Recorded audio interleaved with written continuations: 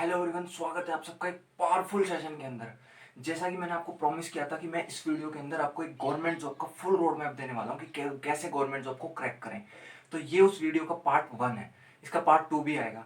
तो पार्ट 1 में मैं आपको बताने वाला हूँ जिस तरीके से जीपीएस होता है उसमें आप जो लोकेशन डालते हो उस पर आपको करेक्टली वो आपको पहुंचा देता है। उसी तरीके से मैं आपको एक जीपीएस टेक्निक बताने वाला हूँ जो आपको सही गवर्नमेंट जॉब चूज करने में मदद करेगी कि कौन सी गवर्नमेंट जॉब की आपको तैयारी करनी चाहिए जो आपको सफलता की तरफ लेके जाएगी। ऐसे ही नहीं कि कोई भी गवर्नमेंट जॉब चूज कर ली और किसी की भी तैयारी करने लगे। अक्सर क्या होता है, लोग ऐसे ही चूज कर लेते हैं। वो ज्यादातर 3 तरीके से चूज करते हैं। पहला, फ्रेंड के तरीके से, कि कोई भी फ्रेंड कुछ भी तैयारी करने लग रहा है उसी के साथ हो लिए, वो जो तैयारी कर रहा है उसी के साथ। भाई तूने कॉमर्स ली, मैं कॉमर्स लूंगा। तू ये इस चीज की तैयारी कर रहा है, बैंक की तैयारी कर रहा है, मैं बैंक की करूंगा। तू आर्मी कर रहा है, मैं आर्मी करूंगा। इसी तरीके से वो चूज कर लेते हैं। पहला तरीका ये जो कि गलती है।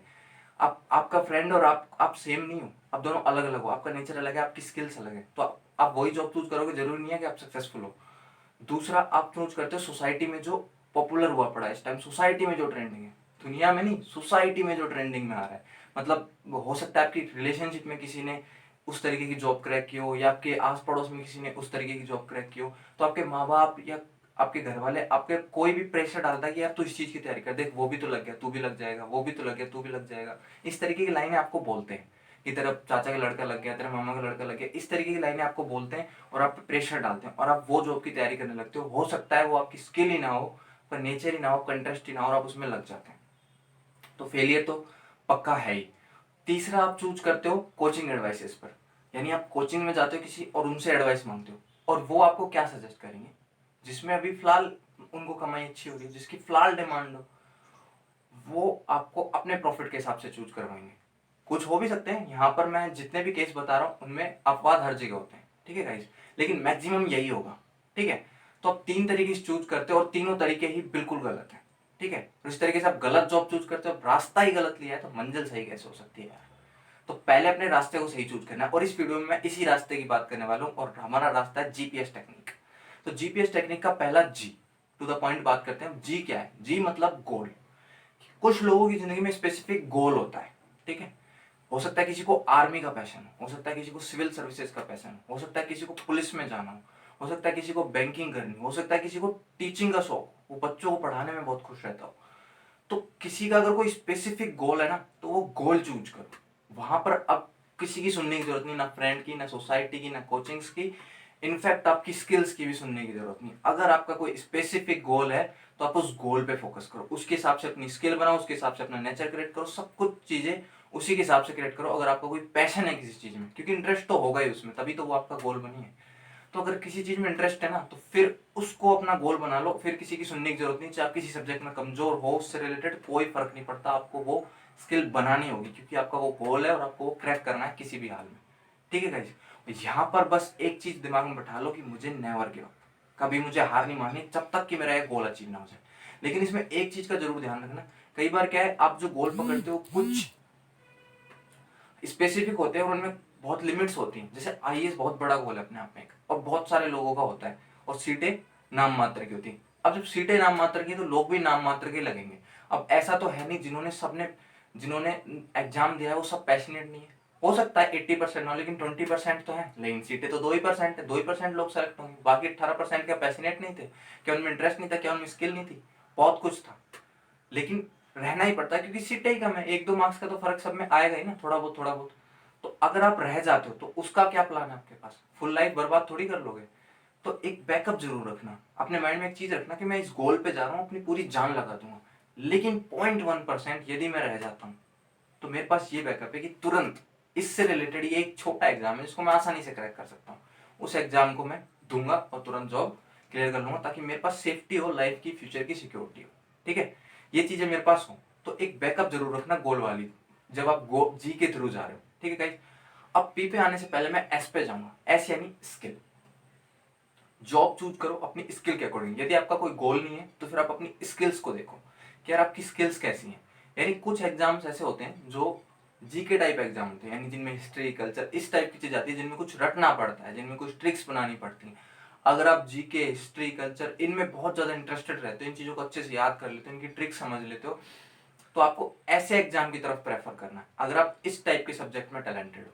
दूसरी तरफ यदि आप प्रैक्टिकल सब्जेक्ट में टैलेंटेड हो, यानी मैथ, रीजनिंग, इंग्लिश, इनमें अगर आप टैलेंटेड हो तो उस टाइप के एग्जाम को प्रेफर करो। यानी जैसे बैंकिंग है, सीजीएल है, इनमें मैथ, रीजनिंग, इंग्लिश ऐसी सब्जेक्ट का ज्यादा रोल होता है, ठीक है। और दूसरी तरफ जो टीचर के एग्जाम्स हैं, आईएएस के एग्जाम है, आरएस के एग्जाम है, उन एग्जाम्स में क्या होता है, उन एग्जाम्स में आप किस पे प्रेफर करना चाहिए आपको, जी के टाइप अगर आपका टैलेंट है तो आप उसमें जाओ, ठीक है। और आपका प्रैक्टिकल टैलेंट है तो आप इसमें जाओ। यानी आपको स्किल बेस्ड चूज करना है, आपकी स्किल कैसी है, उसी टाइप के एग्जाम्स को चूज करो, ठीक है। अगर आपने वही चूज किया जिसमें आपकी स्किल है तो डेफिनेटली आपको सक्सेस तो मिलनी है, एक बार में ना तो दूसरी बार में सही, ठीक है गाइस। तो पहला हो गया गोल के अकॉर्डिंग, दूसरा हो गया स्किल के अकॉर्डिंग। अब आप बोलते हो ना मेरे पास गोल है और ना मुझे स्किल समझ में आ रही, मेरी थोड़ी बहुत स्किल कहीं मैच करती, थोड़ी बहुत कहीं नहीं मैच करती, या फिर बोलते हो आप यार मैं तो पढ़ाई में बहुत ही कमजोर हूं, तो फिर आपको किसके थ्रू जाना चाहिए। तो गाइस फिर तीसरी टेक्निक है पी, पी फॉर पैटर्न। यानी एक पैटर्न पकड़ लो आप। अब पैटर्न क्या होता है, एक टाइप के एग्जाम चूज करो, ठीक है। एक टाइप के कोई भी एग्जाम चूज कर लो अपने हिसाब से, देखिए आपकी जरूरत क्या है, ठीक है। कि आपने एक टाइप का पैटर्न पकड़ा, जैसे आपने बैंकिंग टाइप के एग्जाम पकड़ लिए जिसमें प्री होता है, मैन होता है और फिर इंटरव्यू वगैरह होते हैं, ठीक है। इस टाइप के एग्जाम कौन कौन से हैं, जैसे बैंकिंग में आईबीपीएस के होते हैं, एसबीआई के होते हैं, आरआरबी के होते हैं, फिर एलआईसी के एग्जाम भी इसी के अंदर आते हैं, एफसीआई के भी ऐसे होते हैं, आरआरबी एनटीपीसी का भी लगभग ऐसा होता है। इनमें लगभग सिलेबस भी सेम है और पैटर्न भी सेम है, और साल में बहुत सारे एग्जाम होते हैं। तो आप इस एग्जाम को प्रेफर करो और इसी टाइप के जितने भी एग्जाम आते हैं सबके फॉर्म भर दो। और सब सब क्योंकि एक ही पैटर्न के, तो आप जब तैयारी करोगे तो एक ही चीज की तैयारी कर रहे हो और सारे एग्जाम्स की तैयारी ऑटोमेटिक हो रही है, ठीक है। और आप जब तैयारी करोगे तो एक नहीं, दूसरा नहीं, तीसरा नहीं, किसी में तो एग्जाम में सिलेक्शन होना ही, क्योंकि आप एक तरीके के सारे फॉर्म भर चुके हो, एक ही तरीके की चीज पे आप मेहनत कर रहे हो, तो आपका सिलेक्शन होना पक्का है, चाहे थोड़ा टाइम लग जाए, ठीक है। या फिर कोई दूसरा पैटर्न पकड़ लो जिसमें थोड़ा अलग टाइप के, मतलब आपको देखना है कि आप किस टाइप में थोड़ा बहुत तो मैच करते हो, ठीक है। उस टाइप को आप पकड़ लो और उसमें कंटिन्यू चलते चले जाओ। एक पैटर्न बना लो कि यार इस टाइप के एग्जाम मेरे को देने, उनके सबके फॉर्म भरो और उनकी तैयारी करो, क्योंकि आप एक एग्जाम की तैयारी करोगे सबकी ऑटोमेटिक हो जाएगी, ठीक है। थोड़ा बहुत डिफरेंस हो, थोड़ा बहुत अप डाउन हो सकता है उनमें, थोड़ा बहुत सब्जेक्ट है, किसी में एक सब्जेक्ट है किसी में नहीं है, तो थोड़ा बहुत तो आएगा ही, ठीक है। तो ये तो हो गया आपका जीपीएससी स्किल के थ्रू। यानी अगर गोल है तो गोल के अकॉर्डिंग चूज कर लो, स्किल है तो स्किल के अकॉर्डिंग। अगर ये दोनों ही नहीं है तो आप एक पैटर्न पकड़ लो, सबके फॉर्म भरो और एक तैयारी पे लग जाओ, एक फोकस्ड होके, ठीक है। और एक और चीज अब आपको देखना है थोड़ा सा कि ये तो जीपीएस टेक्निक के थ्रू आपकी जॉब चूज करना होगा, थोड़ा आपकी ये देखना है आपकी नीड कितनी जल्दी है, कि आपको अर्जेंसी कितनी है इस जॉब की, ठीक है।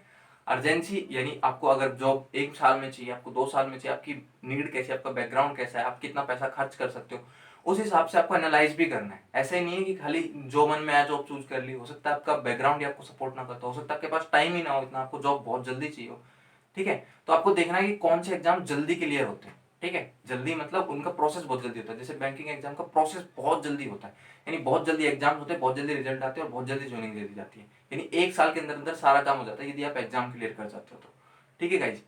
इसी तरीके से कुछ एग्जाम होते हैं जिनमें बहुत लंबा प्रोसेस है, यानी 2-2 3-3 4-4 साल लग जाते हैं उन एग्जाम्स के ज्वाइनिंग आने में। इनफैक्ट एग्जाम भी क्लियर हो चुका है सब कुछ होने के बावजूद रिजल्ट नहीं आता उनका।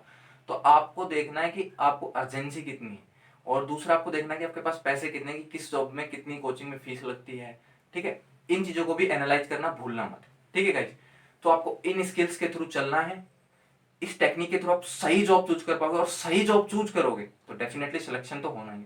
और फिर एक टेक्निक पकड़नी है, नेवर गिव अप, कि जब तक लगे रहना जब तक कि मेरी जॉब मुझे मिल ना जाए। इस वीडियो को सेकंड पार्ट भी मैं डालूंगा जिसमें आपको बताऊंगा कि तैयारी कैसे करनी है जब आपने जॉब चूज कर ली है कि कौन सी जॉब की, तो फिर आपको तैयारी कैसे करनी है इस वीडियो के सेकंड पार्ट में बताऊंगा, उसको आप देखना जरूर। Thank you so much, wish you all the very best.